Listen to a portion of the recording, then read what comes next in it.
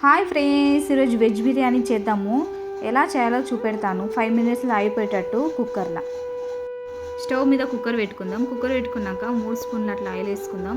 Oil వేడిగా అయినాక గరం మసాలాలు వేసుకున్నాక ముందుగా తరుక్కున్న ఆనియన్ వేసుకున్నాక పచ్చిమిర్చి వేసుకున్నాక ఒక 2 నిమిషాలు ఫ్రై చేద్దాము. చేసిన తర్వాత అల్లం వెల్లిగడ్డ పేస్ట్ వేసుకుందాము.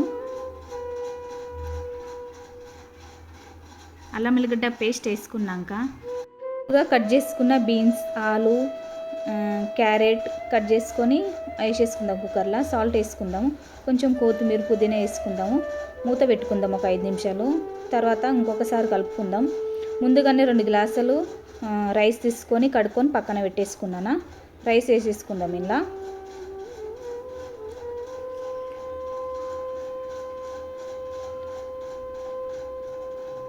రైస్ వేసుకున్నాక కొంచెం కలుపుకున్నాక కొంచెం గరం మసాలా వేసుకున్నాక